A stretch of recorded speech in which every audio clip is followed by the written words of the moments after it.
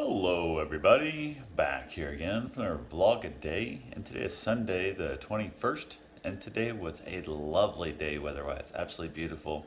Warmed up in the 60s. Out at the coast on the ocean was a little bit chilly. The wind was blowing a lot more of the coastal breeze.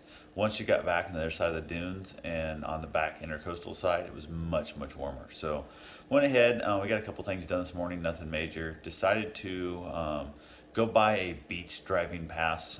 Gets into all the driving beaches and different like sand dunes parks and those kind of places. Like there's a dog beach that I like to go to, and normally I park just over a mile away, and it's free instead of paying the $10 a day. Or for me, out of state plate was like I think it's $100 or some junk. Went ahead and said, heck with it. I would just park a mile away and walk in with Bruce and I, or other dogs I would have. So we went ahead and decided this year we was going to buy the pass. I believe it goes January to January because we looked at getting it last like July, and I'm like, I'm not paying the full price for July on. So went ahead and waited till today. I sold an old desk that on Facebook, whatever. So that $50 we used to spend, so $45 it went to the pass.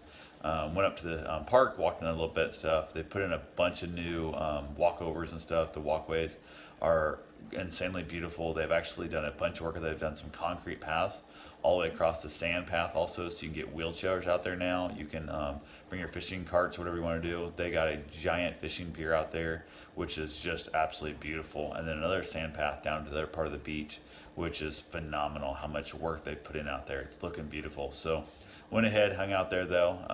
I think we're going to try and get Wes, which is Karen's uncle, who's had a stroke, who's in a wheelchair. We're going to try and get him down here and get him out there at the fishing dock. So he loves to fish, but it's hard to get him anywhere in a wheelchair. So went ahead from there, walked around all over the place, walked all the way down the dog beach to the jetty part where you can drive cars. And there usually is a walkover you can go back across, but it's tore up from the hurricane. They have not got that repaired yet. So went ahead and walked way back, and it was trying to rain on us most of the day out there. It was funny, like it'd start to sprinkle a little bit, and I had just water spots all over my shirt, and then it would stop and would dry up, and it would be water spots on the shirt again. It's just threatening sprinkling rain. It was ominous looking, like it could have rained like hell at any minute. So went ahead, got back to the vehicle, decided to head on down south because there's a national park down there, south side of the inlet, on the south side of the Ponce Inlet, all the way down. There's no mainland access again, and it's a national park. You got to pay. It's like I think $20 a day to get in there. Like it's ridiculous.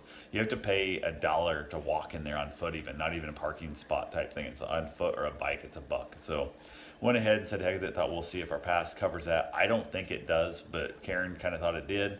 Weren't really certain, so we were kind of back and forth. I'd find out. We get there, and there's a big sign on the ticket gate saying the fact that because the government shut down, we don't have anybody to actually man this place, so we're going to leave it open for you. Be safe, because we have no way of rescuing you or helping you. So we got in there for free. Whether our pass works or not, we don't know. We wandered around in there. There's an old house built back when it was a little town called Adora, and the town, the little village that set up was supplied by boat. It was really cool because there was no mainland access yet. And then as time went on, as they brought the railroad down to the main, Florida and stuff, this town kind of died off, and there's one house left, which of course was locked, we couldn't go in.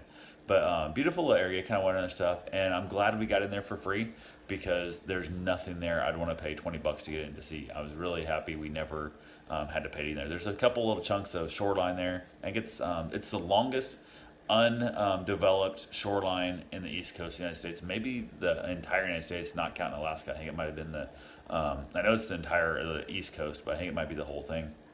And it's like 24 miles of untouched sand beach, and it's just a beautiful area. And the sand is so much different than it is like at New Smyrna Beach. Like literally, as you get down south, it turns to a completely different sand, and it's just really cool looking. So, other side's a great little boating area and stuff. There's a boat ramp there, which have a lot less access to people because people don't want to pay to get in there. So you'll have it'd be worth it if you live close and you were doing a lot of boating. It'd be probably worth it because instead of waiting in line for an hour every day to get in and out of your boat ramp, at the heavy busy spots, you could go down there, and there was only like 3 trucks there with trailers. No one's had like 100. It was ridiculous. So much different. And like I said, if I had a boat on a trailer, I would probably pay the money, but I'm not, so I'm good. Went ahead though. From there, we headed back out, hit a couple open houses, looked at 3 of them. One was a $500,000, one was $1 million, and one was $4.5 million. It was ridiculous. So, and ironically, of all of them, the $500,000 place is the place that we liked best. It was amazing how the other ones just were not our thing at all. So But it was really cool. We had a great time. Talked and joked. Came back to the house. Dropped Bruce off. We had Bruce with us most of the day.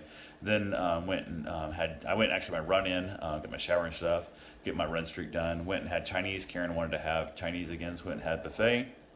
From there, went to Walmart, bought a handful of food we needed, and kind of got in a little bit of a buying junk food mood, which is really weird because we usually don't feel that way when we're like full and we were stuffed.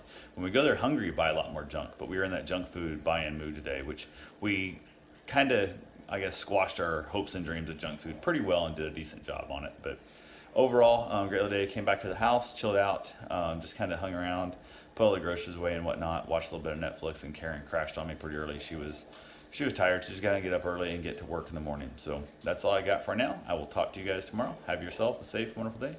Thanks for watching.